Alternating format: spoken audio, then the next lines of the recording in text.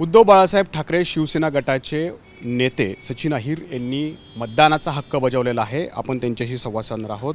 किती उत्साह दिसतोय तुम्हाला मुंबईकरांमध्ये आणि या उत्साहामागचं चित्र निकालानंतर काय असू शकतं? आपण बघितलं असेल की मुंबईकर नेहमी एक क्लिअर कट मॅन्डेट देण्याचं काम करतो, या बाजूला किंवा त्या बाजूला। आणि म्हणून तुम्ही पाहिलं असेल की मोठ्या प्रमाणावरती नेगेटिव्ह इन्कम्बन्सी ही BJPकडे हे त्यांनीच मान्य केलेलं आहे। आणि म्हणून विद्यमान खासदारांना तिकीट नकारणं आणि विशेषतः प्रमोद महाजनच्या कन्या, स्वर्गीय प्रमोद महाजनच्या कन्या पूनम महाजनला नकारणं, याचा अर्थच असं की त्यांना माहीत आहे की मुंबईतली हवा जी आहे ही त्यांच्या विरोधात जाते।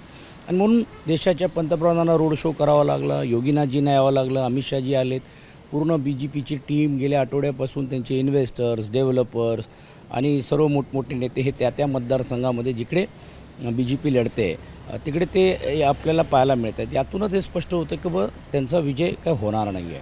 आम्ही चांगली लढत दिलेली आहे, आम्हाला आत्मविश्वास आहे की 6च्या 6 उमेदवारांना निवडून देण्याचं काम विशेषतः मुंबईकर करतील। कारण 2004मध्ये पण तुम्ही बघा किंवा गेल्या निवडणुकीमध्ये पण तुम्ही बघा, क्लिअर कट मॅन्डेट हे देण्याचं काम त्यांनी केलेलं आहे। आणि म्हणून गेल्यावेळी BJP शिवसेना आम्ही एकत्र होतो त्यावेळी स्ट्रेट मॅन्डेट होता, 2004ला पण काँग्रेस राष्ट्रवादी त्यावेळी होती, एक सीट सोडून क्लिअर मॅन्डेट होता। तर हे अशी स्पष्टता असल्यामुळेच यावेळी पण आम्हाला असा आत्मविश्वास आहे की महाविकास आघाडीच्या बाजूने लोक कौल देतील। कारण मुंबई महाराष्ट्रावरती जे सातत्याने चालणारा जो अन्याय आहे आणि अनेक ज्या योजना आहेत केंद्राच्या या मुंबईकरांना लाभलेल्या नाही आहे आणि निवळ घोषणा झालेल्या आहेत, त्यातून जी महाराष्ट्राची संस्कृती बिघडवण्याचं काम सत्ताधाऱ्यांनी केलेलं आहे त्याला चोख उत्तर मताच्या माध्यमातून दिलं जाईल। खरं तर हा 5वा टप्पा आहे, शेवटचा टप्पा आहे महाराष्ट्रासाठीचा। आधीचे 4 टप्पे यामध्ये अनेकदा महाविकास आघाडीने आरोप केलेत की पैशाचा भरमसाठ वाटप होतोय, बोगस वोटिंग या ठिकाणी होतंय। तशाच प्रकारची तक्रार तुम्ही पण एक काल केलेली आहे। काय नेमकं दिसलेलं आहे तुमच्या निदर्शनास आणि निवडणूक आयोगाने त्याला गांभीर्याने घेतलंय का? आज तर घाटकोपरमध्ये श्रीरामांचे मोठे मोठे फोटोज लावून स्टेज बांधण्यात आलेले आहेत। म्हणजे आता ह्यांना हे कळून चुकलेले आहेत की विकासाच्या मुद्द्यावरती, कामाच्या मुद्द्यावर आम्ही काय जाऊ शकत नाही। आणि मन केली, आम्ही काल त्याची तक्रार केली आणि आम्ही सांगितलं की तुम्ही जर ते लावणार आहे तर आम्ही पण दुसऱ्या देवांचे लावू। हे अशा प्रकारे रडीचा डाव चाललेला आहे।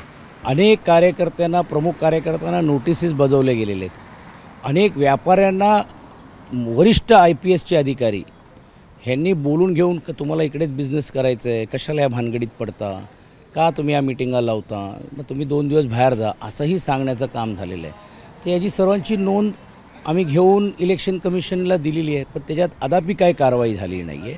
आणि तुम्ही बघितलं असेल की पैशाचा प्रकार ज्यावेळी पकडलं गेलं त्यावेळी आमच्याच कार्यकर्त्यांना अटक करण्यात आली की ह्यांनी शासकीय कामामध्ये अडथळा। म्हणजे हे जे दुर्दैवाने चाललेले आहेत। आता तर नवीन प्रयोग मला काल रात्री माहीत पडलं की Google Pay,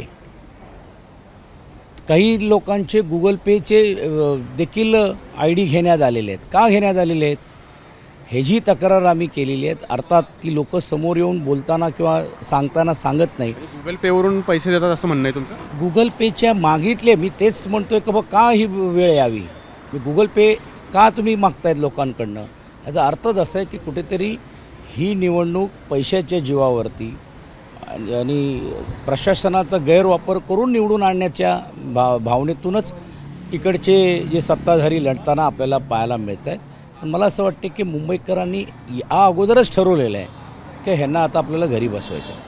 तर मतदानाचा हक्क या ठिकाणी सचिन अहिर यांनी बजावलेला आहे, परंतु हा हक्क बजावल्यानंतर त्यांनी निवडणूक आयोगावरती प्रश्न उपस्थित केलेत आणि महायुती या ठिकाणी पैसे वाटप करण्यासाठी नवा फंडा या ठिकाणी अवलंबते आणि Google Payद्वारे पैसे वाटप केले जात आहेत असा आरोप जो आहे तो सचिन अहिर यांनी या ठिकाणी केलेला आहे।